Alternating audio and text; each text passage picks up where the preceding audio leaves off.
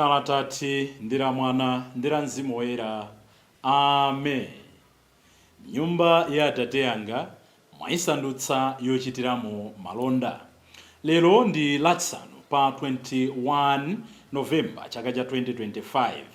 Pa 21 November mwapaderanso timakumbukira, timalemekeza kuperekedwa kwa Amayi Maria mu Tempere mucha. Is the feast of the dedication of the Blessed Virgin Mary in the temple by her parents Joachim and Anna.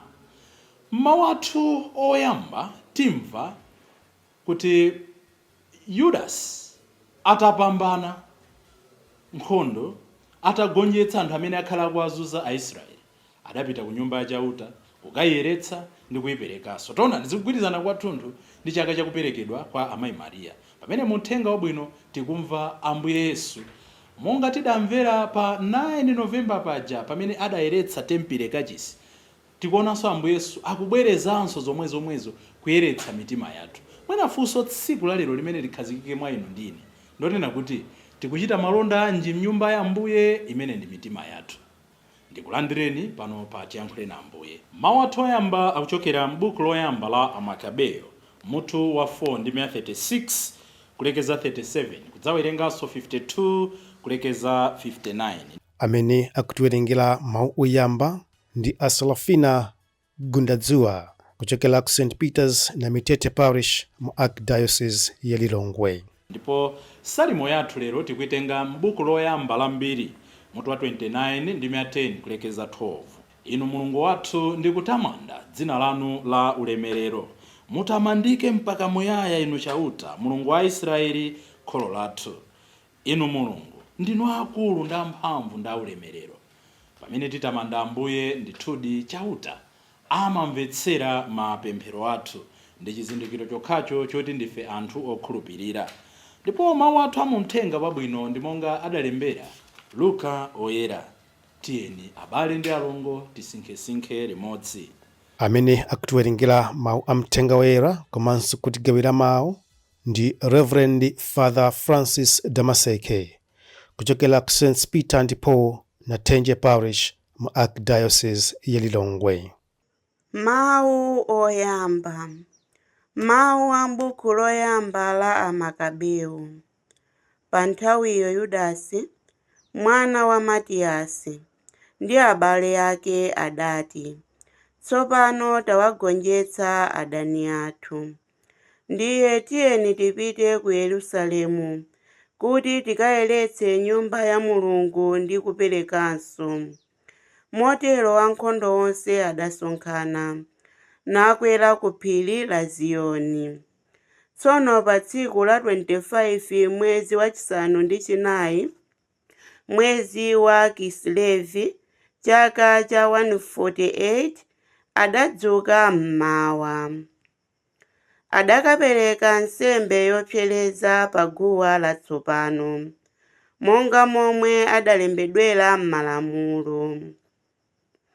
Mwezi wake ndi tsiku lake pamene akunja adalipsira guwalo, ndi pomweponso pamene iwo adaperekanso kwa Mulungu, akuyimba nyimbo zothokoza ndi kuliza azeze, zitoliro ndi ziwaya za malipenga.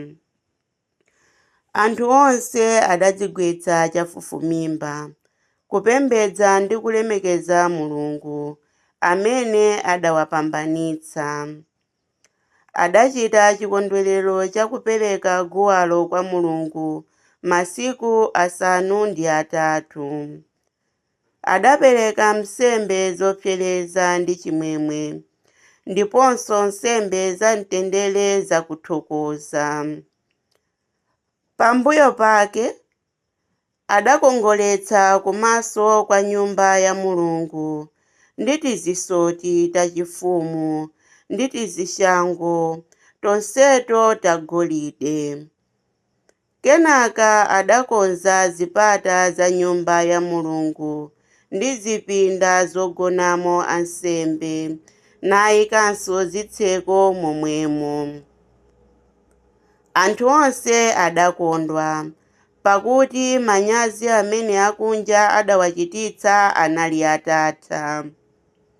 Yudasi abale ake ndi msonkhano wonse wa Israeli atamvana, adalamula kuti masiku opereka guwalo kwa Mulungu aziwakumbukira mwachimwemwe ndi mokondwa, chaka chilichonse pa masiku asanu ndi atatu, kuyambira tsiku la 25 la mwezi wa Kisilevi. Mawu a Ambuye. Tithokoze Mulungu. Ambuye akhale nanu. Mawu mu Uthenga Wabwino monga adalembera Luka oyera. Ulemu kwa inu Ambuye. Pa nthawi yomweyo Yesu adalowa m'nyumba ya Mulungu nayamba kutulutsa anthu amene ankachita malonda m'menemo. Adawawuza kuti malembo akuti, nyumba yanga idzakhala nyumba yopemphereramo, koma inu mwayisandutsa phanga la chifwamba. Yesu ankaphunzitsa m'nyumba ya Mulungu tsiku ndi tsiku. Akulu ansembe aphunzitsa malamulo ndiponso akulu a Ayuda ankafuna kumupha, koma ankasowa chochita chifukwa anthu onse ankatengeka nawo mtima mawu ake. Uthenga wa Ambuye. Ulemu kwa inu Ambuye Yesu Khristu. Monga ndanenera abale ndi alongo, lero pa 21 timachita chaka cha kuperekedwa kwa Amayi Mariya. Mwazina zimene tingatolepo pa chaka cha kuperekedwa kwa Amayi Mariya sizinalembedwe, koma timakhulupirira kuti mauthenga ena amene sadalowe m'buku loyera imene timanena kuti proto gospels zakalekale zimene mpingo udasanthula, zimene akatswiri ena history amatiuza, timapezamo maumboni amenewo. Mwachitsanzo uthenga wa Yakobe umanena za kuperekedwa kwa Amayi Mariya mu tempili. Choyambirira chaka chimenechi chimatikumbutsa kuti ifenso tiziyesetsa kuyeretsa matupi athu chifukwa ndi nyumba ya Mzimu Woyera. Chachiwiri ndi makolo amene ali ndi khama kuyikirapo mtima patsogolo la anawo. Amayi Mariya anaperekedwa ndi Joakimu ndi Ana ndi cholinga chonena kuti Mulungu azatengulira, Mulungu azikhala nawo, Mulungu azateteza.